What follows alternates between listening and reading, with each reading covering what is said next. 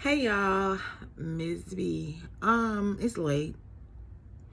I just washed my face, took a shower, and did my whole facial routine. That's why my eyes kind of red. But there was something on my mind, and it's Shannon Sharpe. So, yesterday when the whole essay situation of Shannon Sharpe came out, I was like, don't believe it. It won't work. Can't work. I had a lot of thoughts in my head. I'm like, here they go. The same lawyer that's in Houston, Texas, where I live at, trying to bring down another black man. I'm gonna call it thing. Bringing down another black man. He released text messages of what she was saying. I'm not gonna go into all that. Y'all can go read it, whatever. How I feel right now in this current moment, about to wrap my hair, and I'm not even gonna make this funny. About to wrap my hair and get in the bed and get up in the morning, take my daughter to school, and take my sister to her doctor's appointment is, I feel the way. So I heard the audio. We read the text message that Shannon Sharpe released yesterday, and it was like, everybody's making jokes, the big black gravy and all of that. But after we found out this girl was 19, I have a 19-year-old daughter. After we found out, the audio of him saying what he was going to do to her tonight, made me feel away. I have always felt this thing about athletes, okay? In my high school years, in my younger days, whatever, everybody loved them a good athlete, little football player or whatever. I have always watched the Shannon Sharpe shows, and I'm like, yeah, he's, doing a good interview, whatever. He's out and cackling. But I always thought in the back of my head, he's still stuck in those days when he was, Shannon Sharpe that played for whoever, whatever. And then the Carrie Hilson interview was brought up when she was talking to Cam Newton. She was trying to use the best words and the vocabulary that she could use of saying, like, athletes get stuck, in their prime. And they don't grow from that prime of where they used to be. And it made me think, and I was like, you know what? That is very true. Listening to at first when the like I said, the suit was coming, I was like, here we go. Tony Buzbee coming after another wealthy black man right before he about to have the biggest podcast up there with the rest of them. And he tried to knock him down. A lot of the Diddy stuff got thrown out. Jay-Z ran him into the ground, child, and suing him now. And I was like, I don't want to believe it. But listening to those audios made me feel away. Because I feel like athletes sometimes, this is not all athletes, but I feel like athletes sometimes get put on some pedestal, whether it's high school, college, or whatever, and they never grow from that. And at first I wasn't believing the girl.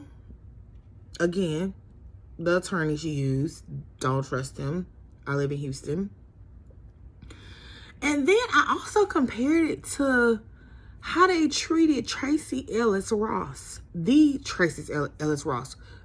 Joan Carol Clayton from the Girlfriends. And I was like, so they had all this smoke for her, saying she won't date a man her age, in her 50s. Right? But you have Shannon Sharpe dating a 19-year-old. I have a 19-year-old. I couldn't imagine my 19-year-old dating a 50-year-old. And how the audio came out and what he was saying. Yes, we read those messages, but he was manipulating her. He was gaslighting her. And I never get on this platform and try to be negative about any black man or whatever. But it upset me and it triggered me. Because why can Tracee Ellis Ross get on our forever forever first lady, let's be clear, Michelle Obama's podcast with her brother and say, you know, I don't want to date a man my age, and get all this backlash. But you hear the audio of this 50-year-old man talk to this 19-year-old. You know, he was like, I choke you when I see you and all this. Why is that okay? Why? And I also was thinking in my head, I was like, over the years, I have ran into friends, family members, colleagues, people who have dated people that are athletes. And it's like they get stunt in their high and they don't come back down. And I feel like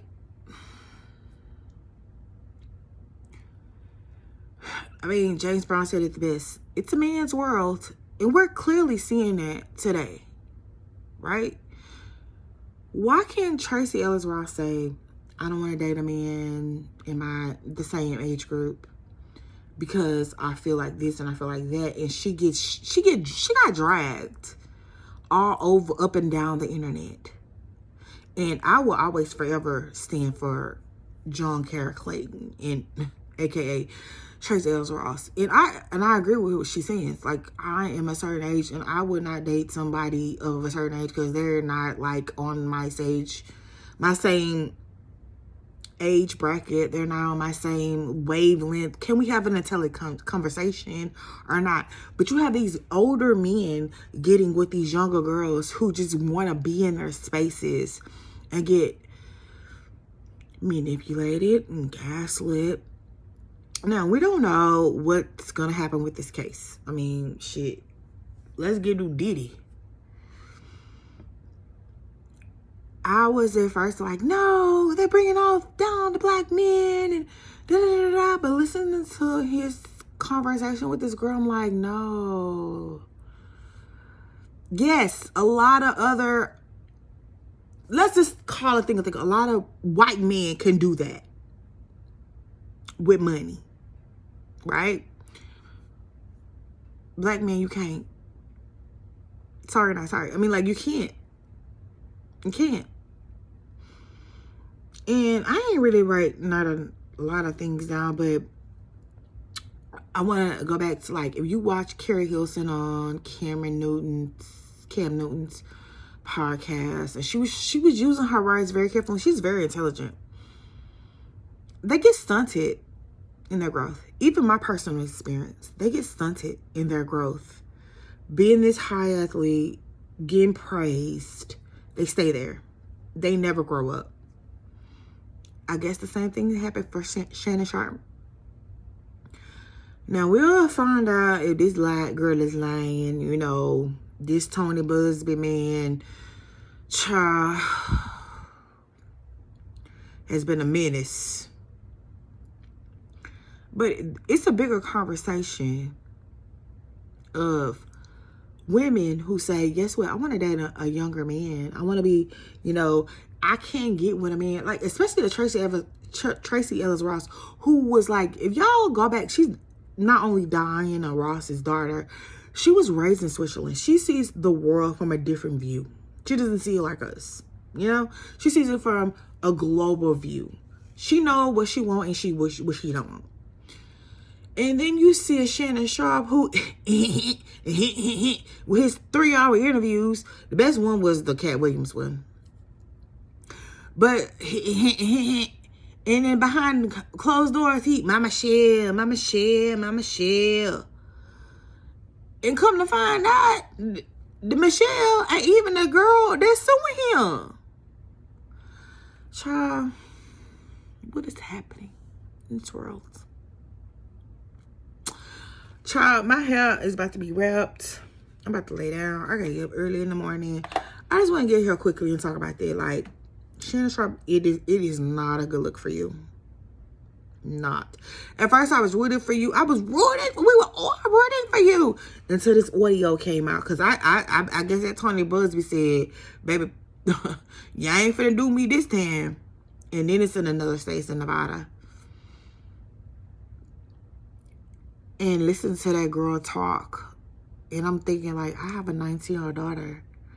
And I'm thinking in my head, imagine my 19-year-old daughter dating a 50-year-old man.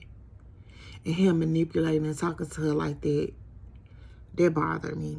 That's why I hopped on the thing tonight. Anyway, that's all I have to say. If I said anything, you don't know what I said, baby. I was just rambling. I done write a lot of things down. It just triggered me. Because I have daughters. I've dated people who were athletes and did not make it to their level. And they get stunted in their growth. And then you have someone with so much money. But then also I side Tony Busby. He did the same thing to Jay-Z. When it was time for Mufasa to come out, he dropped that bombshell lawsuit. And it just overshadowed Blue Ivy's moment. And then you have Shannon Sharpe coming out with this $100 million podcast. And we get this. So is it they trying to shut down all the black men? Sorry, my hair. I gotta brush my hair. All the black men, or all the black men with money being stupid? And I'm gonna say this, and I don't care. Every last one of them women that they been with ain't them black women. Said it. Oh well. I don't care. All of them have been of another ethnicity.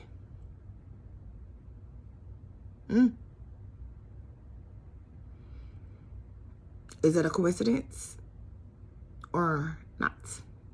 Anyway, that's all I want to say. You have a good night. I gotta get up early in the morning, and I'm tired. I just did a whole facial. I just did a whole like exfoliate on my facial. Took a shower, everything. My hair is poofed up. But again, Shannon Sharpe, I was rooting for you. I was like, oh God, here we go. Tony Busby trying to take down another black man. Until I heard the audio. Then to think about having a 19-year-old daughter. And how she would feel in that moment. Or how she would think. And then Mama Shell. Wasn't even her. What is going on? Everybody get their minds right. Y'all need to pray. To whoever y'all worship to. Good night, y'all. This is Miss B and my ramble. I don't even know what I said at this point. I hope it makes sense to somebody. Anyway, good night.